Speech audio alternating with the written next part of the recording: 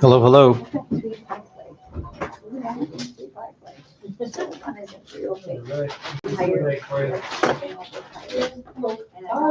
Checking in. And then if Dan might cut me off, I'm not sure if he wants to do this before or after, but I'll keep on. Yes, you absolutely do. I will try that.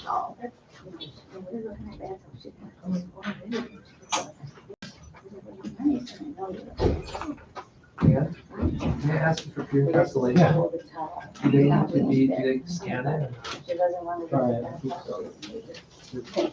You guys have supplements right now? Yeah.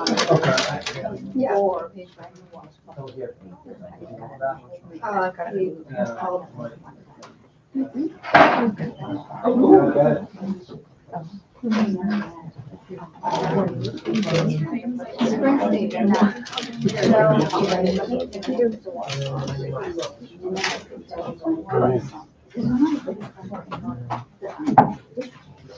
I think we're going to get started. We have a few more people rolling in.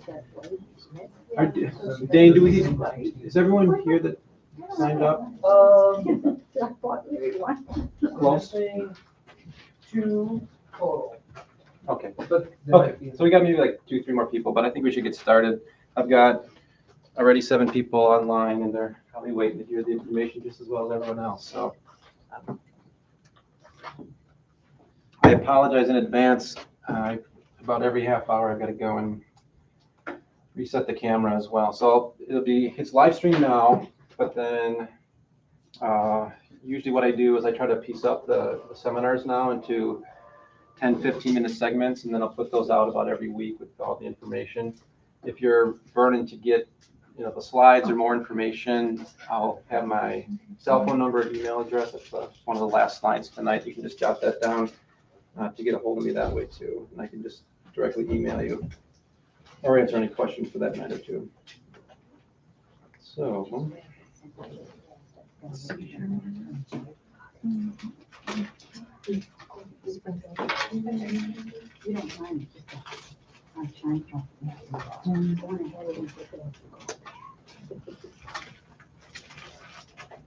All right. So I know I see a few familiar faces. For those that don't know me, my name is Dan, pharmacist here at MD Custom RX. Been doing this for 19 years now. So I've got a few years under my belt. Been here at this location since 2010. Been making LDN ever since we started. So it's one of those drugs from a compounding pharmacy standpoint that it's one of those niche products that there's not a commercial product out there, and there's really nothing even close to it. So we're going to delve deep into naltrexone, why it exists, what it's useful for. Unfortunately, I've got a lot of pharmacology we got to go through first. And then once you kind of understand that part of it, then when I get into the disease states, it'll be just like, oh, that makes sense. Oh, okay, that makes sense, so on and so forth. So I'm going to go a little bit quicker than I normally do. So if I'm going too fast, just tell me to slow down. I'll take questions as we go as well, because the whole goal for tonight, for me anyway, is that you guys leave here understanding what naltrexone is, how it's used, and so on and so forth. So if we can do that, then we'll consider that a win. My medical disclaimer. So I talk very passionately about everything regarding medications and compounding and vitamins and supplements and so forth. So this basically says that I'm not a doctor. I can't prescribe you LDN tonight. I can't adjust your dose at all, but I can make recommendations to your physician, to your provider. So just so we're all clear on that. I didn't have time. I apologize. If you need a list of providers, we have that available. I'll have it available tomorrow. I don't have it available tonight, but if you want to talk to me afterwards, off camera, I could give you, names and phone numbers of providers in the local area. So this is from a statement from Linda Elsgood. She is the founder of the LDN Research Trust organization. I should have put her website on here, but it's ldnresearchtrust.org. fabulous website. It has, in my mind, every LDN study that's been ever done listed on her website. She has a nice reference for patients, for prescribers. So a lot of times, you as the patient will be going to your provider, educating them on low dose naltrexone. If the doctor or the provider has questions, I can certainly meet with them one-on-one. But honestly, I get probably more patients talking to their doctors about LDN versus doctors calling me asking for information. So this is really a patient-driven product in my mind. But LDN, so it's not a miracle drug. I might talk very passionately about this medication, and by the end of tonight, I'm going to convince you that you all need to be on it for one reason or another, or probably 10 reasons. As I'm working through my slides and preparing for tonight's talk, well, I got that symptom and I got that problem. I should maybe be on LDN myself, right? But it's not a miracle drug, and it does not necessarily work for everyone.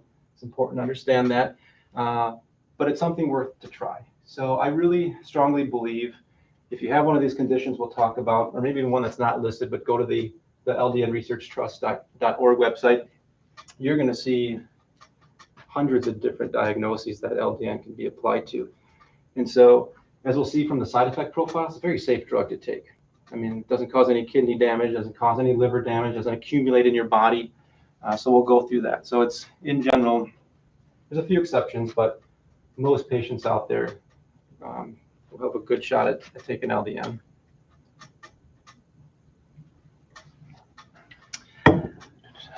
Is low dose naltrexone for everyone? I just answered that, and I apologize. I get ahead on my slides. Emily, you're smiling because I did this last month. I'll be talking about the topic, and then I'll be like, the next slide, like, oh yeah, I just touched on all of that, so I apologize. My healthcare provider said that naltrexone is only for heroin or alcohol addicts. We'll talk a little bit more about this when we get into the history, but this was initially developed for heroin addiction, and it was somewhat favorable. That was at a 50 milligram dose, or even much higher than that, 100 milligram, 300 milligram. We're talking about low dose naltrexone. We're talking about roughly 4.5 to 6 milligrams would be the max. There's a little bit of wiggle room on that. We've had patients that we've compounded 9, even 12 milligram capsules. But in general, most patients are going to fall between 4.5 and 6 for their maintenance dose. Do I need a prescription from my doctor? Touched on that already. Yes, you do need a prescription. We can take a prescription from any doctor that's licensed here in Wisconsin, or if you have a doctor out of state that's able to prescribe to you here in Wisconsin, we can certainly accept that prescription. My LDN wasn't working after 4 weeks, so it's not the right drug for me. And the answer to that is maybe. We'll get a little bit into the pharmacokinetics of the drug and so forth. And 4 weeks is a little bit short. Typically, what I tell most patients is try the medication for at least 3 months, if not 6 months before you give up on it. So 4 weeks is just too soon to. A great example we'll talk about is MS patients. They usually get worse before they get better, and it takes about 12 weeks to get an MS patient feeling better on LDN. So why naltrexone? So as I mentioned, so a compounding pharmacy, this is where you can get this medication at. I don't encourage you to go online, and there's recipes out there to get a prescription for the 50 milligrams and basically make your own 1 milligram, 2 milligram. I will tell you right now that is extremely difficult to do. We have scales that go out to the thousandth of a milligram, and even at that point, we sometimes have to make aliquots to get things to weigh out correctly. To try to get 3 milligrams versus 4 milligrams in a capsule that you're going to make at home is probably, unless you have an electronic balance, it's probably going to be impossible for you to do that. So I don't encourage that. So and then this is an off-label use for naltrexone too. So you can go look up at the FDA approval for this drug. It's not for a lot of the disease states or any of the disease states we're going to be talking about tonight. But again, we're just taking an old drug and we're giving it new tricks. So it's inexpensive. There's not a, from a large pharmaceutical company standpoint, since the patent's expired on it, there's really no big money in this medication. So it's unfortunate in that regard. So here's where we're going to go a little bit deep into the weeds here, because we have to understand why LDN, how it even got developed in the first place, what kind of receptor is it binding to. So I gotta bear with me here for the next 5-10 minutes. But German pharmacist, 1806, isolated morphine from opium. So that's kind of like step one. 1947, the chemical formula for morphine was actually figured out, the structure of it, which I've got listed down here. There is not going to be a quiz on this at the end of the talk, because I don't even think I could draw that anymore. Maybe Dane could draw that. Dane and Emily are our other two pharmacists that are here tonight. So if you got questions after tonight and after the cameras are off, you can certainly ask them questions too. English scientist Charles Wright first synthesized diacetylmorphine in 1874, and that basically is what heroin is essentially. So those are all equivalent. And so when you take heroin, you're taking diacetylmorphine. Diacetylmorphine breaks down into morphine and does its effect in the body.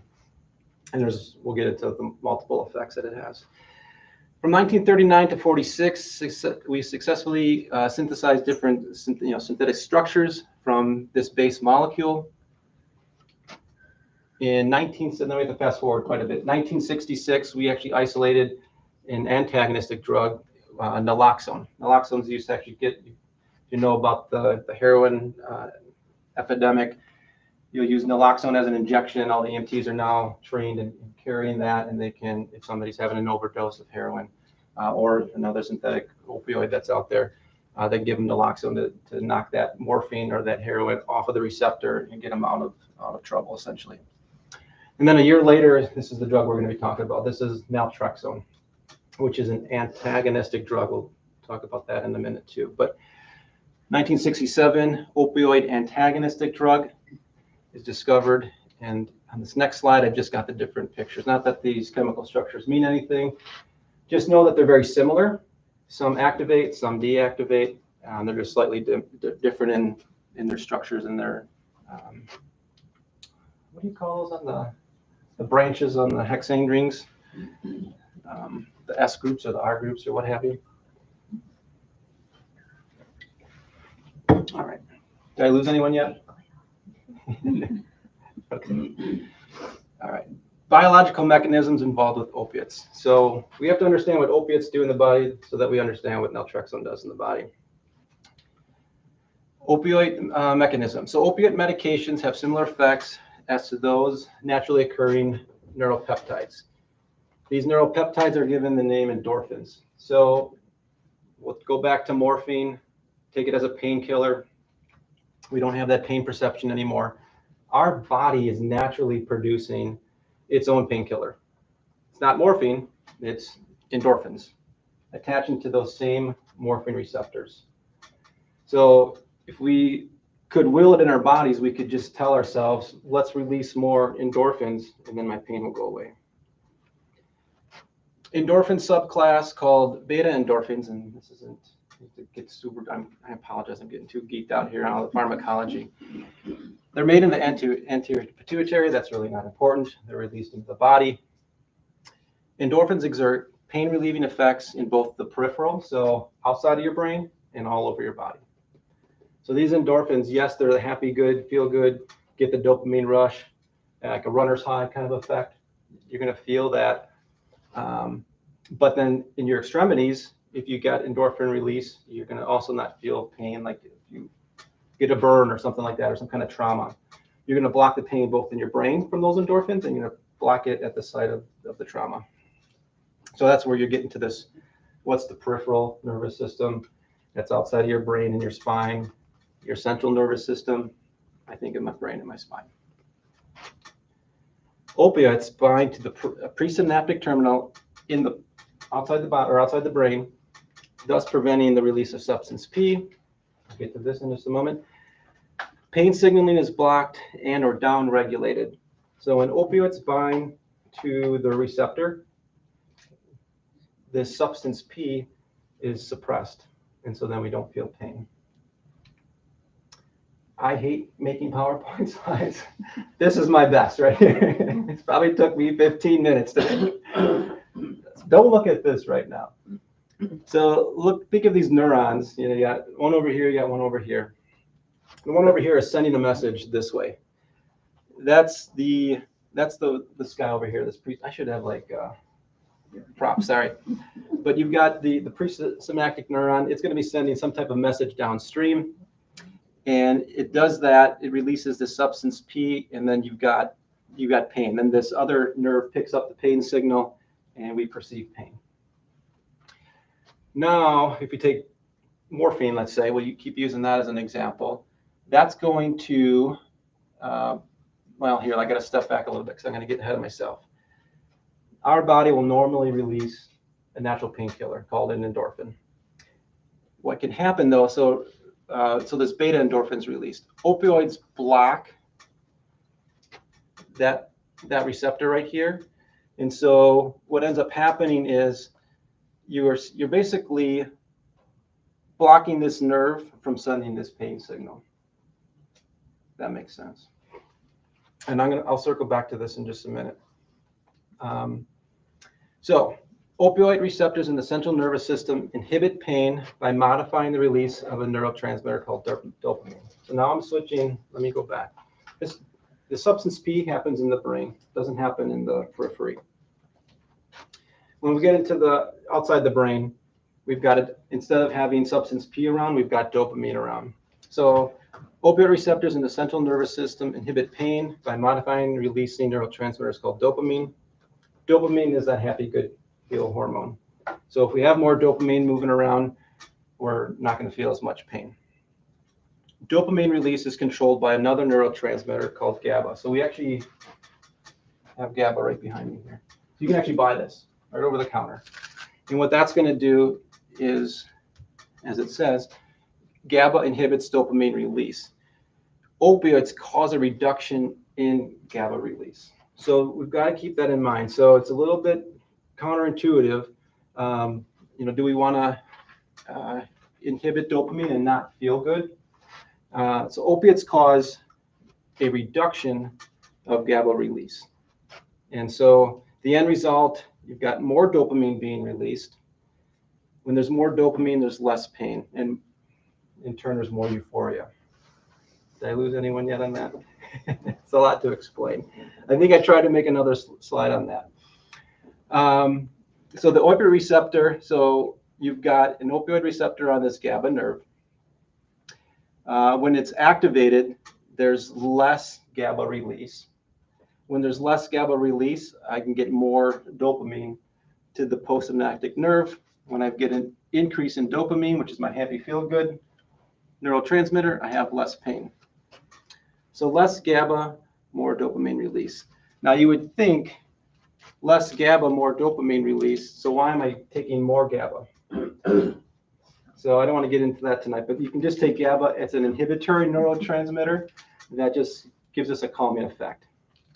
It's not going to make you feel more pain, I can tell you that. But we're not going to get into that mechanism tonight. All right, classical understanding of cell receptors in the body. So when I talked about morphine, think of morphine as an activating drug.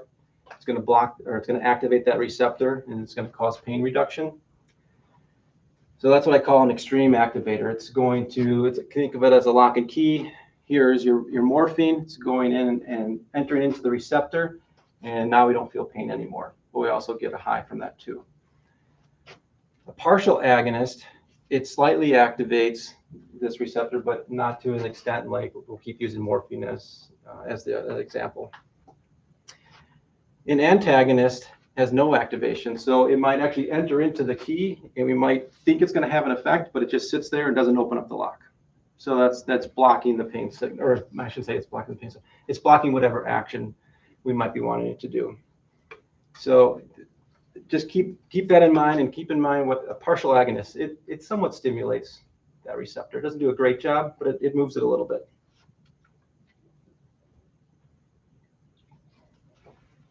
So in summary, opioid receptor binding. So endorphins are agonists, and think of endorphins as activating, and that's a good thing. Morphine, and there's a lot of other drugs that are out there, are also agonists, but they do come with side effects, and we know that. We'll talk a little bit about that. Naltrexone and naloxone are both antagonistic. They block that receptor. So now your endorphins can't attach to that receptor, nor can morphine attach to that receptor. So you'd think your pain would go up. And in theory, your pain could go up a little bit. Endogenous opiate peptide activity. So morphine activates, causes pain to not be transmitted. Let's keep it simple. These peptides, endogenous peptides, these endorphins, they're all over the body. They act as a neurotransmitter. They regulate growth. They improve cell repair. They stabilize the immune system. They give us this overall sense of well-being. Again, I kind of think of that runner's high effect when you were just exerting ourselves extremely, to a high physical level. That rush of endorphins is giving you that high. It's causing that dopamine to be released as well in our brains.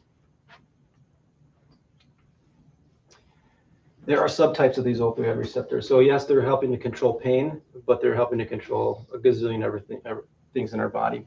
So there's not that, again, that this matters. There's 4 different subtypes. There's different levels of them, different areas of the body. We have mu receptors, delta, kappa, and this OGFR, which is this opioid growth factor receptor. That's important to note because when you get into things like cancer, building bone tissue, that's where that receptor comes into play. So understanding, I'm going to just give a general overview of naltrexone now. It's a non-specific, so here, kind of some take-home points. It's a long-acting opioid receptor antagonist. Can bind to all 4 different receptors, opioid receptors in the body. However, at low dose, this long-acting effect of this drug goes away. So that's a take-home point. Other pharmacists, other doctors, they might say, naltrexone doesn't have that ability to just attach to one receptor for only 4 to 6 hours. Well, if you look at the pharmacokinetics of a 50 milligram or 100, 200, 300 milligram dose of naltrexone, that's true. It sits on that receptor for a very, very long time. Unlike most medications, naltrexone has a bit of different pharmacology and kinetics with it at lower dose. Don't know exactly why that is. It is what it is at this point. What we can say that we know, when you're under about 6 milligrams, you only get about a 4 to 6 hour blockade of that opioid receptor. Very short period of time. And that's one of those things to kind of keep in the back of our mind, is that this drug is only working in our body for, again, at best 6 hours. Decreases inflammatory cytokines. I talked about this already. It's approved at 50 milligrams. And the molecular weight, not that this all matters, except for patients that are using this topically. Naltrexone can actually penetrate the skin quite easily. So anything under 500, you can run that drug through the skin. You don't even really have to use skin penetrators. So this one is well below that 500 mark of molecular weight. So we actually use, and we'll see this later on in application, you can actually use low-dose naltrexone in a topical cream to help with itching, psoriasis, those kind of topical inflammatory issues.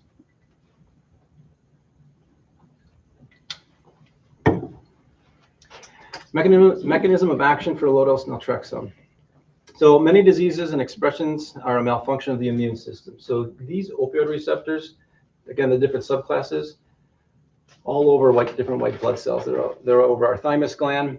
I pointed at my thyroid. Did you notice that? Where's my thymus gland? So behind my sternum. Okay. Somebody's paying attention. They get an extra point. The immune system is regulated largely by endorphins. So that happy, good, feel good neurotransmitter. They have a primary action on opioid receptors. So when we start to modulate opioid receptors, we start modulating our immune system, because those opioid receptors, not just blocking pain now, they're controlling our immune system, upregulating it, downregulating it. Blocking opioid receptors briefly, so that 4 to 6 hour kind of period, causes LDN to create an upregulation in the production of endorphins, which I call it immune modulating. When LDN sits on that opioid receptor for only 4 to 6 hours, essentially what's happening in the body really doesn't know what's going on, in my mind. It seems like, well, there's a certain rate these endorphins that are being produced in our body throughout the day, and they're being released. And then all of a sudden, there's a signal going, well, where's that endorphin? It's not attaching to the opioid receptor. I'm not getting that little dopamine hit that I want. What's going on here?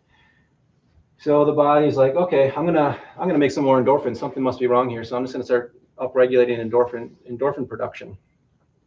When that LDN goes away after about 4 to 6 hours, that's kind of when the magic happens. That's kind of like, oh, you were stockpiling it. Something was going on with the receptor. It was blocked.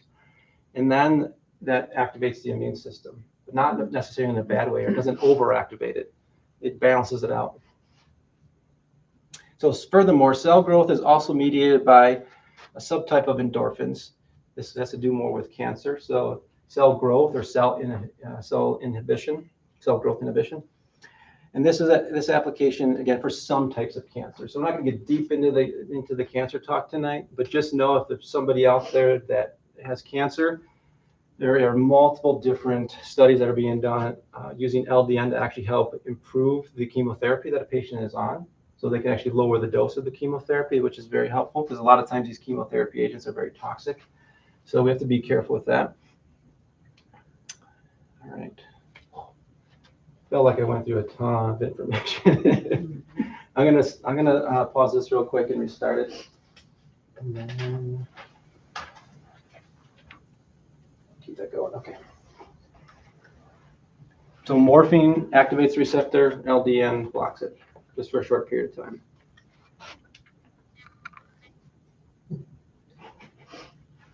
So I only told you half the story. All right, there's a little bit more. There's another set of receptors. Dang it. So not only are there 4 subclasses of these opioid receptors all over the body, now we got these toll-like receptors that are all over the body. And there's different subclasses of toll-like receptors. They're typically involved in the first line of defense against any microbial invasion. So what does that mean in a nutshell? Toll-like receptors are extremely important for the immune system.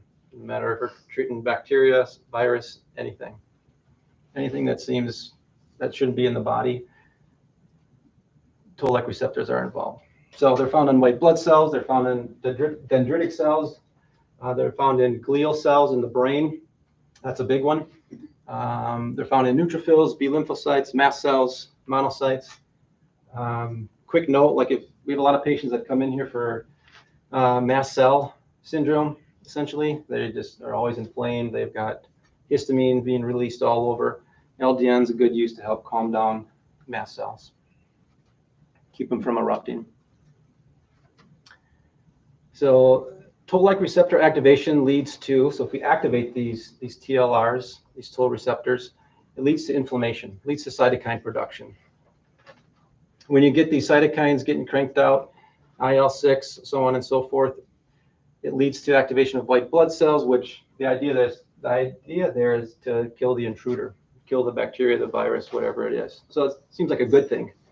But these toll-like receptors can get overactivated, and they don't know how to shut off sometimes. And that's where the problem is, some of these issues. Toll-like receptor activation, I always say this is the master switch. So if you can actually measure NF-kappa B, and if that's high, I basically say, okay, how do we turn off the inflammation in a patient's body? One of those ways to do that is to take some LDN to help tone down these toll-like receptors that are overactivated. They don't know how to shut off.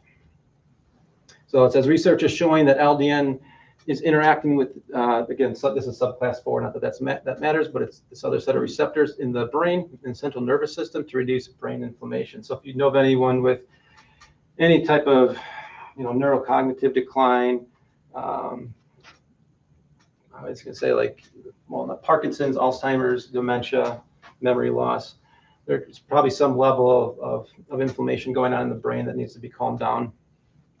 We should look into that as far as possibly helping LDN helping with that issue.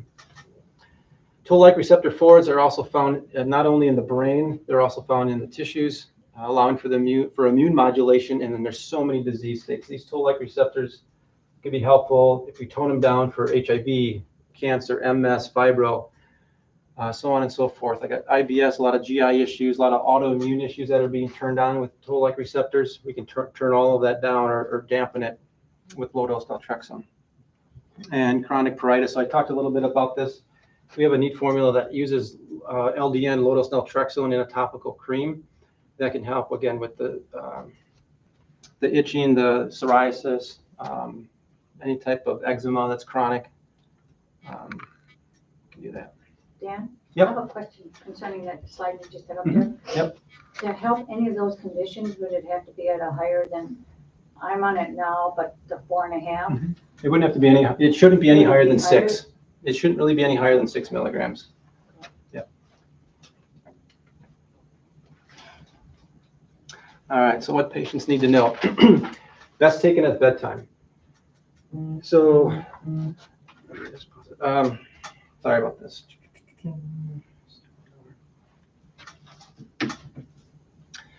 Best taken at bedtime. The reason for that, low dose naltrexone, again, it's blocking the endorphins from attaching to that opioid receptor that it naturally does.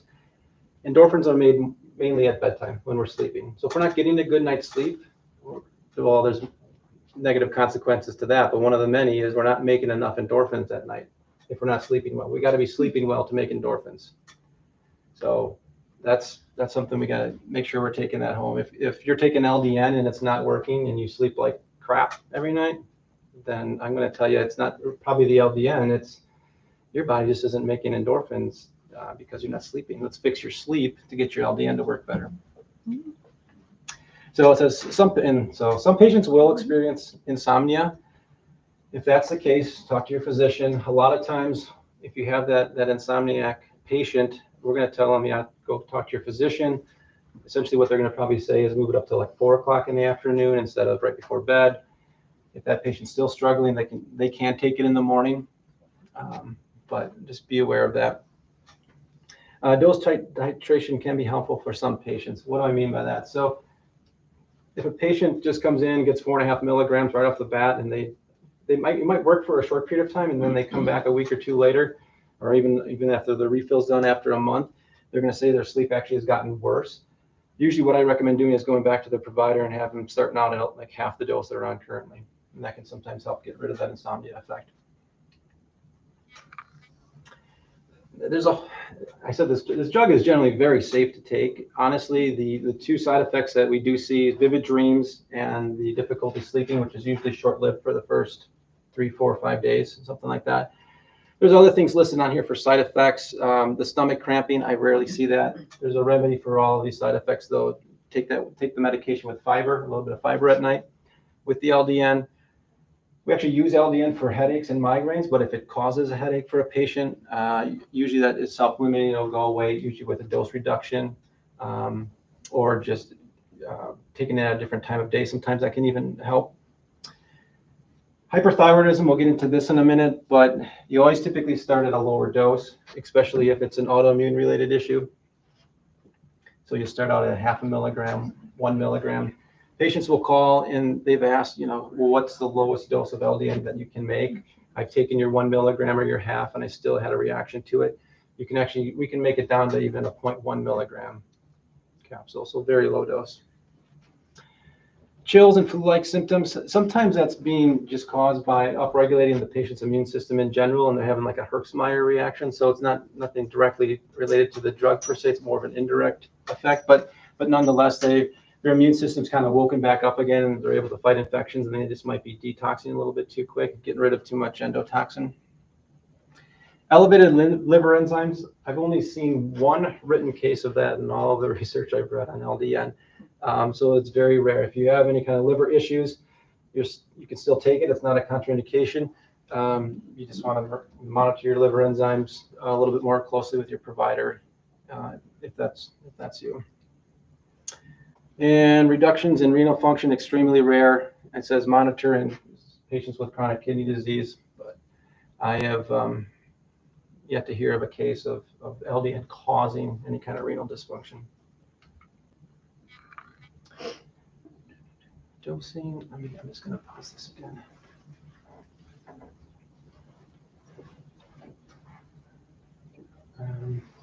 So I touched on dosing a little bit already. The general starting dose is a 1.5 to 2 milligrams.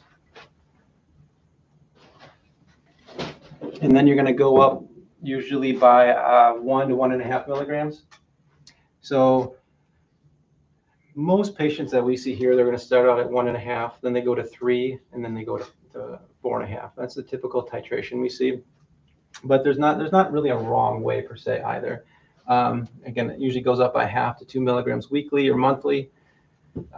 As you'll see in some of the studies that I'll share tonight, when the study design, it's just one strength right out of the gate, and that's it. There's usually not a titration. Average maintenance is, like I said already, 3.5 to 6. Some patients can go up to 8, 9, 12 milligrams, but then it stops becoming that low dose. And yeah, titration is not always necessary.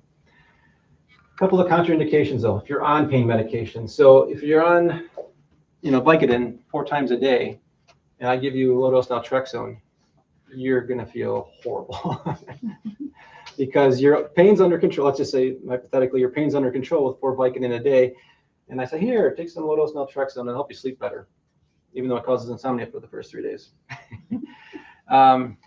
In some patients, that low dose naltrexone is going to go in and push the Vicodin off the pain receptor, and now you're going to be in a world of pain.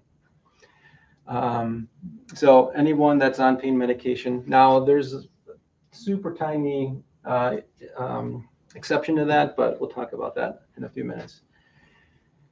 Anyone that's on immunosuppressants, there's conflicting opinion on this, but like if somebody's on prednisone for organ transplant, something like that, you're going to want to definitely talk with your doctor on it. Not that you can't take it, but if you're taking an LDN and it's upregulating your immune system, it might think now that that organ that's, wasn't yours to begin with is foreign, right? And now it's going to want to kick it out. So that would be a very bad thing. So you've got to be very careful with that. Again, I'm not saying you can't, but you got to be very careful. Naltrexone's a pregnancy C category, so it means you should not take it unless the benefit outweighs the risk. Now, there are doctors that will prescribe it, but I certainly don't recommend it from a liability standpoint. If you look at the drug package insert of naltrexone, it's pregnancy category C. Now, that's at 50 milligrams, but let's look at other options first. Talked about dosing, bedtime's ideal, endorphin production. Our happy, feel good neurotransmitters mainly made at night if we're sleeping. Hopefully we're sleeping. So I want to make that blockade as much as I can so I can upregulate all that endorphin production at night. Starting dose 1.5 to 3, and it says, or whatever you and your doctor decide. We have some patients that they're very sensitive and they want to start out at 0.25 milligram. We can make 0.25 milligram, not a problem. One big take-home point on this, if you're going to start naltrexone, or if you're already on it, make sure you do not consume any gluten. Gluten activates intestinal permeability. So if you've heard of leaky gut syndrome, you can actually measure this by something called LPS. If you've got LPS in your blood, you've got leaky gut. You should not, if you've got leaky gut, gluten's just making it worse. And I don't care if you're celiac or not. Like you don't have to have an allergy to gluten for this to be a problem. Intestinal permeability leads to autoimmune disease. Gut permeability takes place in all individuals who ingest gluten. So it's no matter who you are. Gluten fragments wrongly activate the innate immune system, again, via these toll receptors. Same subclass, TLR4. So gluten does that in your body no matter what. So we're trying to downregulate toll receptors because they get switched on and they stay on. And if you're taking LDN and you're consuming gluten, you're canceling each other out. You've got gluten that's upregulating toll receptors, and I'm trying to give you LDN to downregulate toll receptors.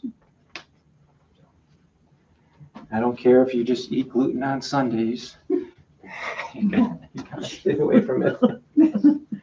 Or only at my grandkid's birthday party. And you have like 37 grandkids or something. I don't know. Birthday every other week.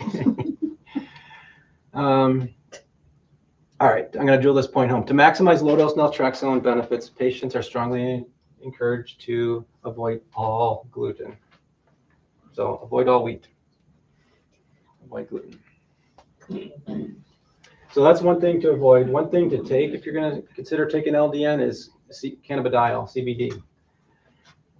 They're very synergistic. So these morphine receptors are all over our body. Guess what else is all over our body? Receptors for CBD. And guess what? And all the white blood cells in the immune system, they have CBD receptors all over them as well too. So you got your morphine receptor, and right next door you've got your CBD receptor, and they're both trying to do the same thing. They're trying to modulate the immune system to make it work better. So you got two buddies here that need to work together to really make LDN work. So I always say if you're on LDN, you should be taking CBD, and if you're taking CBD, you should probably be taking LDN. So CBD interacts with in a lot of the same systems we just talked about. So there are a lot of the same issues that we'll talk about. Anxiety, appetite, hunger, helps with depression, helps improve digestion, greatly improves immune function, helps with memory, helps control our mood, motor control, helps with pain. It works on our pleasure reward system, reproductive infertility, helps us with sleep. A lot of the same benefits we're actually going to see with LDN. So patients see improved anti-inflammatory effects when CBD is taken with LDN.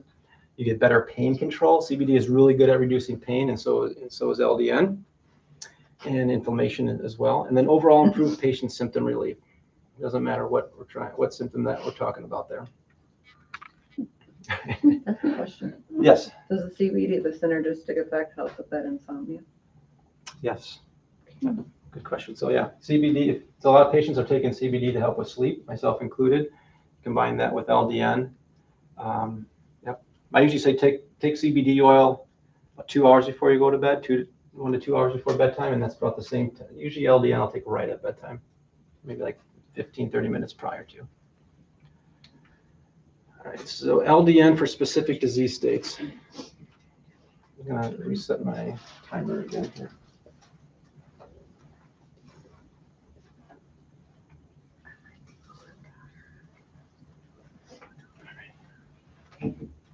So we could spend all night. I mean, there's just, if you go to the ldnresearchtrust.org website, you can literally search any disease state that you're looking for, and there will be all the clinical studies that are either currently ongoing or that have been done in the past. It's a very good resource. I'm going to talk about a few of them here, but for cancer therapy. So intermittent dosing with LDN. So somebody with cancer, they could take LDN for a short period of time, and there's a lot of different studies. Some studies will have them take it for 3 weeks, 1 week off. I've read other studies where they take it for 2 weeks, 2 weeks on, 2 weeks off. And there's even more variations on top of that. But for cancer, it seems to be that we're really trying to trick that morphine receptor, that opioid receptor, back and forth, turning it on, turning it off, turning it on, turning it off. Increases cell death. And then also LDN causes an increase in cell sensitivity to chemotherapy agents. So again, this is where you really got to be working closely with the oncologist. It's not that you can't, they might be very hesitant of having you take LDN, but you can actually see in some of these studies where patients are taking less of a chemotherapeutic agent with a lot of side effects by adding a small dose of LDN on board. That's pretty cool. And then that patient's cancer is resolved, and they don't have the negative long-term consequences of too much chemotherapy. Cells treated with LDN upregulate genes responsible for cell death. So if you get a solid tissue cancer, essentially soak it in LDN, you can see those cells, those cancer cells dying off. LDN for MS. So MS, the most autoimmune neurodegenerative disease in the US. So about 1 million patients affected, 2.5 million worldwide. Basically, I always think about the electrical system in our house, and the plastic sheathing and the insulation around those wires basically is deteriorating. Autoimmune related. Basically, the immune system's attacking our own covering for our nerves. I always looked at, so contributing factors. So low vitamin D, smoking, Epstein-Barr virus. So if you know someone with MS and they haven't been tested for Epstein-Barr virus, I strongly recommend looking into that, making sure their vitamin D is between 40 and 60 nanograms per deciliter. Look at this, strong triggers, gluten again. So if you know of anyone with MS and they might already be on LDN, make sure that they're not consuming gluten. Microbes also can set it off, other dietary choices.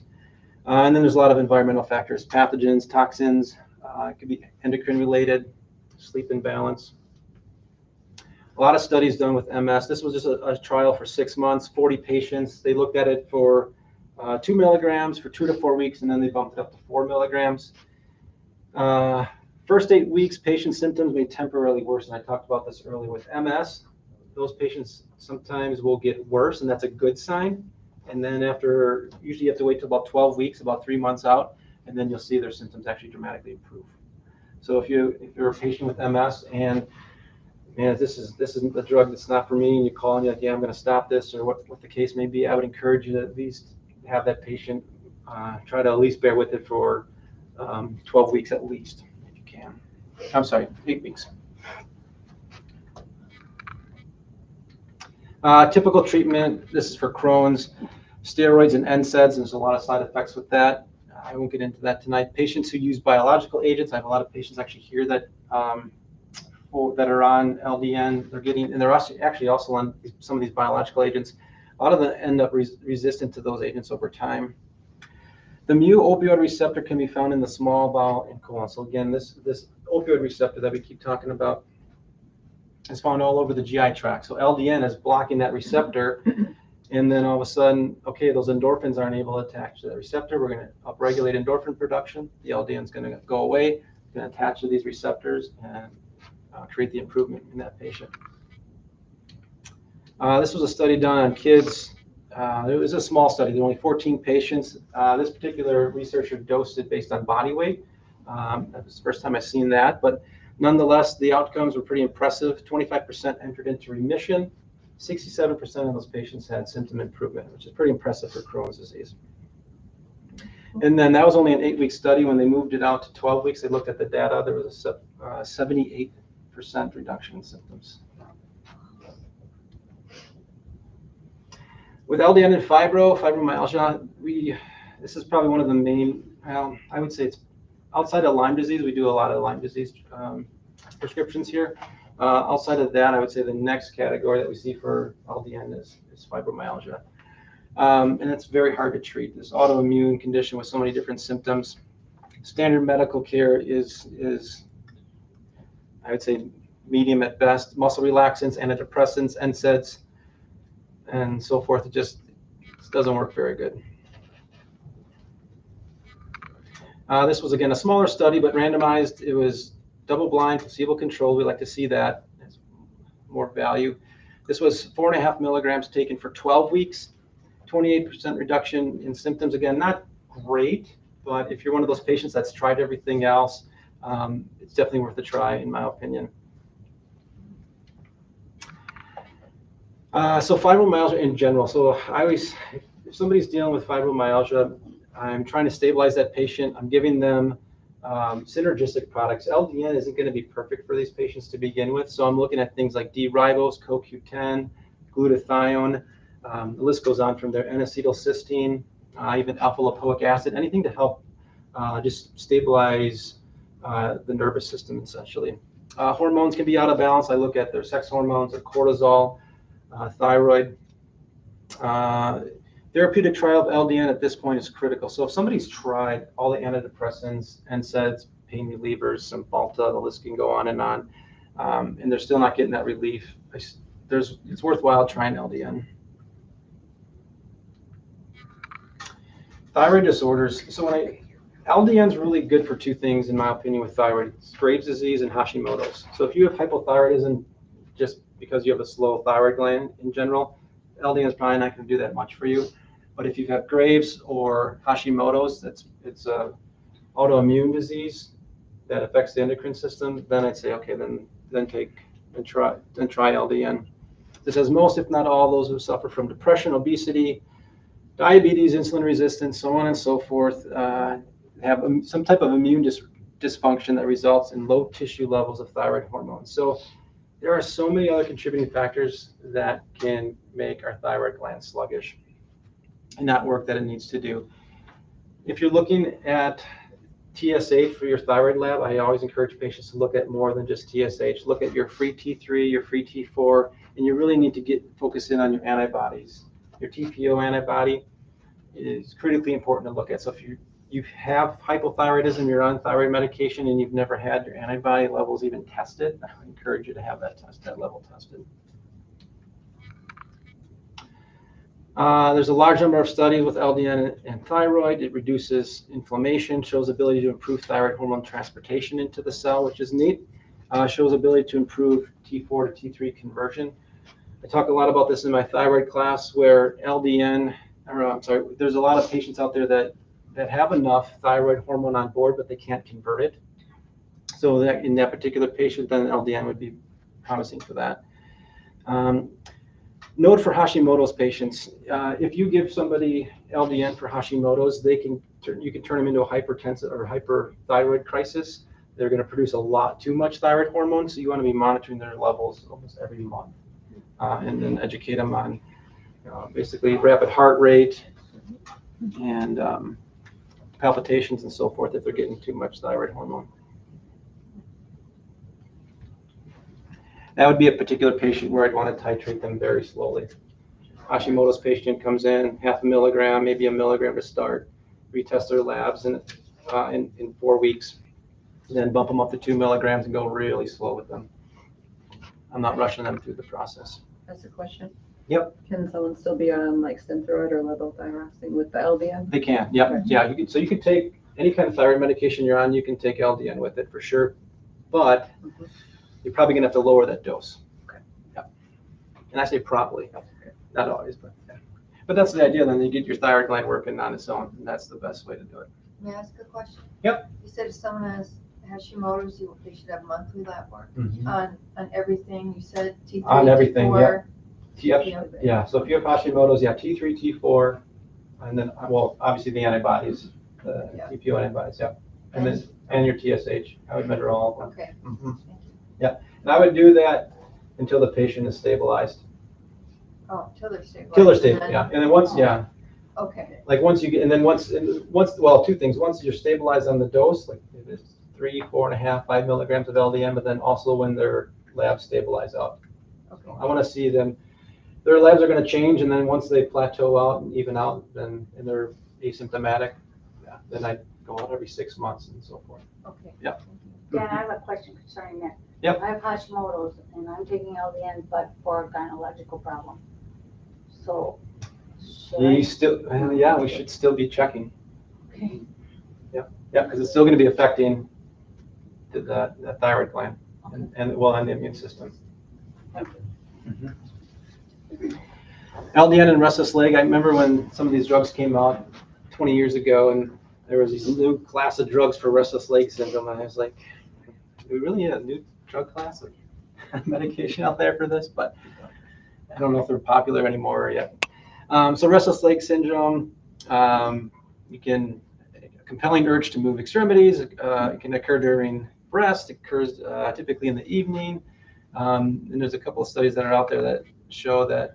So pathophysiology revolves around the dopaminergic dysfunction, altered central nervous system, iron homeostasis, and genetic polymorphisms. But long story short, you know somebody out there with restless leg syndrome, or you're taking a medication that your doctor prescribed you for restless leg, you may want to consider LDN. This goes, and then so LDN and osteoporosis. So I'm really covering like all the way from cancer to bone health to your immune system. And so this is dealing with the opioid receptor of that opioid growth factor receptor that's actually on our osteoblasts. This was a study that was published a few years ago. They looked at opioid growth factor receptors on these particular bone cells. Then they looked at this for 28 days. Results: LDN administered group had significant increase in femoral bone mass, bone formation, and osteoblast numbers just in 28 days. So that's pretty impressive. So if you don't think LDN can build bone, I would encourage your doctor to look at this study. Consider, and again, I'm not saying that, you know, this is it's not an FDA approved use for it, but if I'm that patient and I'm on Boniva or I'm on some other pharmaceutical and it's not working and my bones aren't growing and so forth, I might want to consider taking some LDN instead, or at least having that discussion with your doctor. So here's where going back, if you're on pain medication, you can't take LDN. Well, again, that was only part of the story. So you can't. you could take it at super, super low dose. So going back to that, so like this is 0.2 milligrams or 200 micrograms, super tiny dose.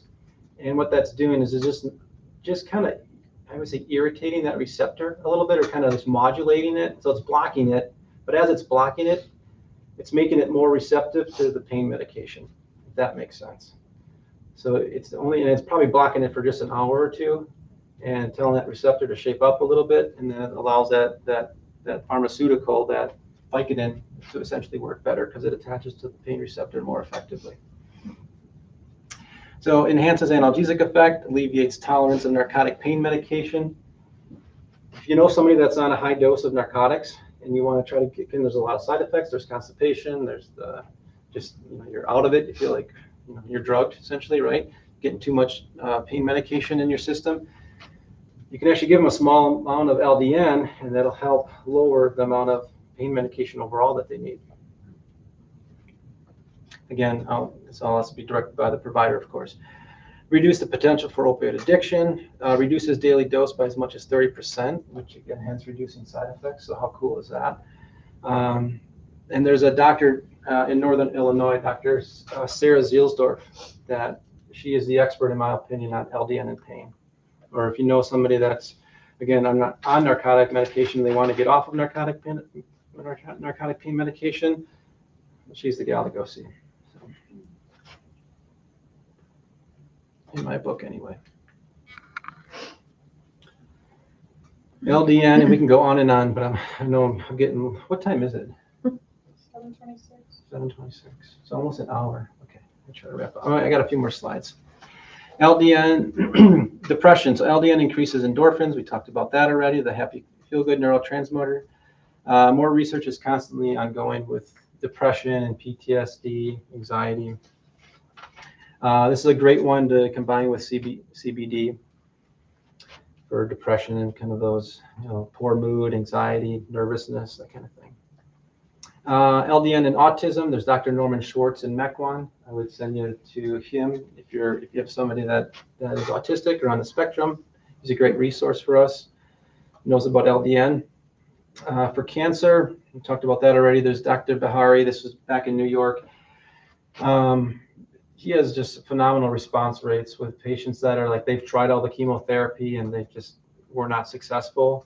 And 25% response rate, 25% stabilization. These aren't clinical trials. These are just numbers from him. You can Google search him, Dr. Biari, New York City. But just a phenomenal physician that's doing a lot with LDN and helping to fight cancer. I mean, a lot of these patients aren't given any hope anymore. LDN and Zemotop. Zemotop's just a branded topical that we use here for the psoriasis, eczema, any kind of itching. And there's case reports on this particular product. This helps promote skin healing. You can actually use it for scars too. Helps to thin out keloids from scar tissue. Pancreatic and hepatic cancers. If you know anyone that's taken LDN for pancreatic or hepatic cancers, Dr. Bert Berkson always recommends taking 300 milligrams of alpha-lipoic acid twice a day. Don't know the exact mechanism behind that, but actually, this guy right here, it helps with nerve formation, helps to insulate the nerves more effectively. One of those capsules twice a day. Good add-on therapy. Final take-home point: low dose naltrexone enhances our body's own production of endorphins. So if our body isn't producing endorphins, if we're not sleeping well, we're not producing enough, LDN's not going to work. So we've got to make sure that that's going on. And then so other patients have said, well, how do you improve, besides sleep, how can you improve your endorphin production? Take fish oil. Omega-3 fatty acids help to produce endorphins in the body. One more reason to take fish oil. Omega-3 fatty acids. So low dose naltrexone enhances our production of endorphins, leading to reduced inflammation and enhanced immune system function. And I would say maybe enhance isn't the best word to use there, but it modulates it. So if somebody has an overactive immune system, kind of that autoimmune issue where it's attacking everything, it'll help to bring that autoimmune back in control. But at the same time, if their body's ability to fight infections isn't that great, it can upregulate the immune system at the same time, if need be. To go back to the other statement, how much fish oil do you recommend? Oh, 2 grams a day. So 2,000 milligrams. Basically, it's like at least 2 capsules a day. Usually, most capsules now are about, I say like 750 to 1,000 milligrams per capsule. So you can give me, if you at least give me 2 per day. Yeah. Ideally, I mean, if you could take 4, then it'd be better yet. But it depends on your level of inflammation too. All right. I'm gonna shut off the live stream so we can talk a little bit more freely.